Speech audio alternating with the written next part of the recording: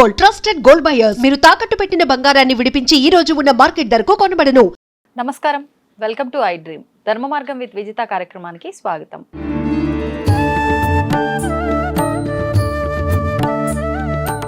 నమస్కారం గురుగారు. ఆశీర్వచనం తల్లి.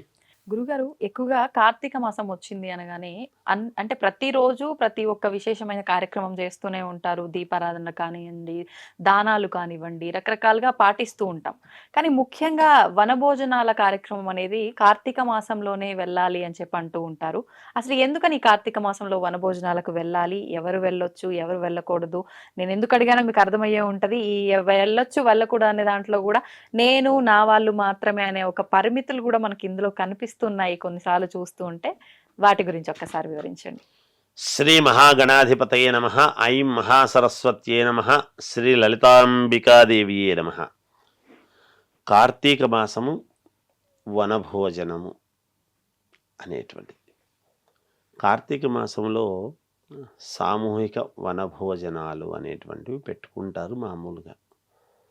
ఇక్కడ ఏమవుతున్నదంటే అమ్మ, ఎందుకు ఉసిరిక వృక్షము కింద భోజనము చేస్తే పరమ పుణ్యప్రదం అనేటువంటిది చెప్పాడు.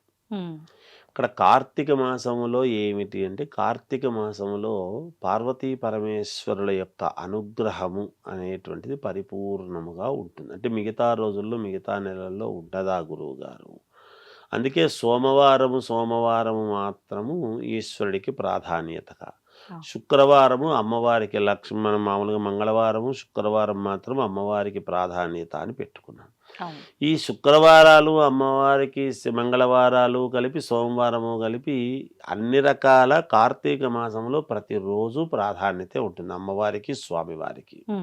ఎందుకు అంటే జగన్మాత, జగత్పిత ఇద్దరు పార్వతీ పరమేశ్వరులు. సృష్టిలో ఆది దంపతులు వాళ్ళే. అందుకని మూలము వాళ్ళే, మూలము అమ్మవారే. అందువలన వాళ్ళిద్దరి యొక్క అనుగ్రహము, ఆ దంపతుల యొక్క అనుగ్రహము పరిపూర్ణముగా ఉంటుంది. ఉసిరిక వృక్షము కింద మనము వనభోజనము అనేటువంటిది ఉంది. ఎందుకు ఉసిరిక వృక్షం కింద చేస్తే ఏమవుతుంది, వనభోజనం చేస్తే మనకు వచ్చే లాభం ఏమిటి అనేది ఒక్కసారి మనం ఇక్కడ ఆలోచన చేయాలి. ఇది కీలకం. ఎప్పుడైతే శంకరాచార్యుల వారు ఒక వృద్ధురాలి ఇంటి ముందు మామూలుగా ఆయన భిక్ష కోసమని వెళితే, నాయన నా దగ్గర ఒక ఉసిరికాయ తప్ప వేరే లేదు, ఆ ఉసిరికను తీసుకొని ఈమె ఇటువంటి పరిస్థితుల్లో ఉన్నది తల్లి అని శంకరాచార్యుడు ఒక స్తోత్రం చేసినాడు. ఎవరి కోసం చేసినాడు? ఆయన కోసం చేయలే. నిజాయితీ పరురాలు, పరమ భక్తాగ్రేసురాలైనటువంటి, అక్కడ ఆమె దగ్గర ఎంత యథార్థము, నిజము, ఎంత ఆమెకు భక్తి ఉందో అది శంకరాచార్యుడికి తెలుసు. కాబట్టి ఆ సమయానికి ఆమెకు ఉండేటువంటి బాధలు తొలగించాల్సినటువంటి బాధ్యత ఉంది కాబట్టే ఆయన ఆ ఇంటి దగ్గరికి పోగలిగినాడు. అందుకే భగవంతుడు మనకు ఎప్పుడైనా కన్ను తెరిచినాడు అంటే ఏ క్షణమైనా సిరి తా వచ్చిన వచ్చును సలలితముగా నారికేళ సలలి విభంగిన్నని చెప్పిన కారణం. టెంకాయలోకి నీళ్ళు ఎలా అయితే వస్తాయో అలా మనకు నిజంగా మనము చేసినటువంటి పుణ్యఫలం ఏదైనా ఉంది అంటే తప్పకుండా మనకు అలా వస్తుంది, భగవంతుడు అమ్మవారు మనకి ఇస్తుంది అనేటువంటిది ప్రామాణికత. ఆ ఉసిరికాయ అనేటువంటిది కోరిక తీర్చింది కదా, ఆమె కోరిక తీర్చింది కదా. ఈ ఉసిరిక వృక్షము కింద మనము కావాల్సినటువంటి వ్యక్తులు మనం అందరము కూడా అక్కడికి వెళ్ళి మనకు కావాల్సినటువంటి వ్యక్తులను అందరినీ పిలుచుకొని వనభోజనము అనేటువంటిది ఎప్పుడైతే చేస్తామో, ఆ ఉసిరిక వృక్షము చుట్టూ, ఉసిరిక వృక్షము కింద కానీ దాని దగ్గర కానీ ఎప్పుడైతే చేస్తామో, ఏ కారణం చేస్తాము మనము భోజనము సమయంలో మనం ఎందుకు పిలుస్తాము? అందరూ రావాలి. ఇది కులమతాలకు అతీతముగా పిలుచుకునేటువంటి వనభోజనం. దీంట్లో కూడా మళ్ళీ ఎవరికి వాళ్ళు, ఏ కులం వాళ్ళు ఆ కులం మా కులానికి మాత్రమే పెట్టుకుంటున్నారు. నిజానికి మనకు ఎవరి కులం వాళ్ళకు మాత్రమే వాళ్ళు భోజనాలను పెట్టుకునేది కాదు.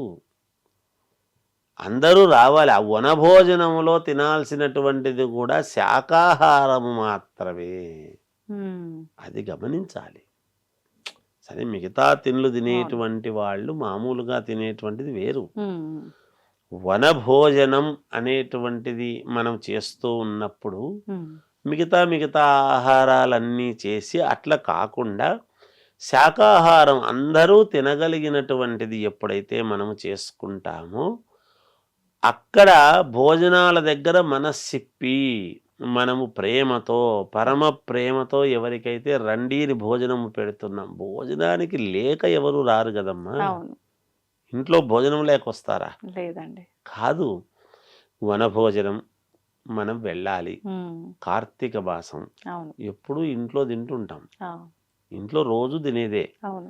ఇలాంటి వనభోజనం అనేటువంటిది పెట్టిన కారణం ఏమిటి అంటే అక్కడికి కూడా 4 మంచి మాటలు. ఇప్పుడు మనం ఏకదా నైమిషారణ్యే అని ఎట్లయితే నైమిషారణ్యంలో సూత మహర్షి అనేటువంటి వాడు ఉన్నాడు, ఈ మునులందరూ కూడా ఆయన్ను ప్రతిదీ అడుగుతున్నారు అంటే అలా చెప్పగలిగినటువంటి వాళ్ళను, 4 మంచి మాటలు చెప్పగలిగినటువంటి వాళ్ళను పిలిచి మంచి మాటలు అనేటువంటివి విని తద్వారా భోజనము చేసి అందరూ సంతోషముగా బాగుండాలి అనేటువంటి కోరిక ఎప్పుడైతే ఆ ఉసిరిక వృక్షం వాటి దగ్గర ఎప్పుడైతే కోరుకుంటామో ఆ ఫలాలు శీఘ్రముగా ఫలించటానికి, ఎలా అయితే శంకరాచార్యుడు స్తోత్రము చేస్తే కనకధారా స్తోత్రముతో బంగారు ఉసిరిక కాయలు ఎప్పుడైతే ఒక రాశిప్రదముగా పడ్డాయో ఇక్కడ కూడా మన కోరికలు తీరటం అనేటువంటిది జరుగుతుంది.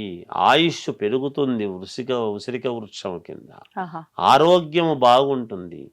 ఆరోగ్యం బాగులేనటువంటి వాళ్లకు కానీ లోపల ఏదైనా కలతలు, కక్షలు, కార్పణ్యాలు ఇవన్నీ పెట్టుకుని మనం సాధించేది ఏమిటి? వాటి వల్ల ఏమీ రావు.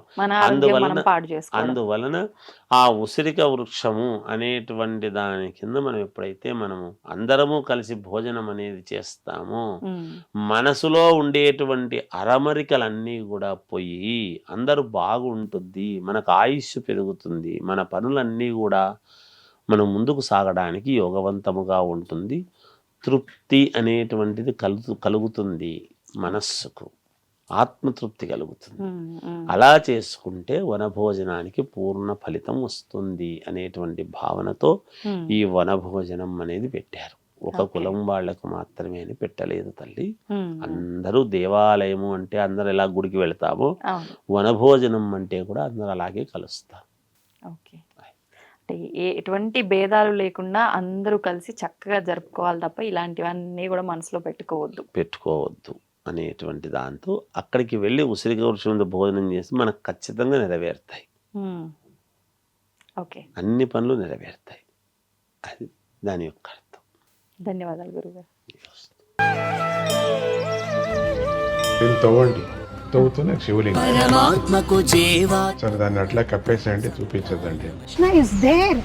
మూర్తి పూజ కాదు, సాక్షాత్ బ్రజేంద్ర నందన భగవాన్ ఉన్నారు మూర్తిలో. ఏమీ ఆశించకుండా ఆరాధించే వాళ్ళు కూడా ఉన్నారా ప్రభుజీ? నిజమైన భక్తి అంటే మనకు తెలియదు కాబట్టి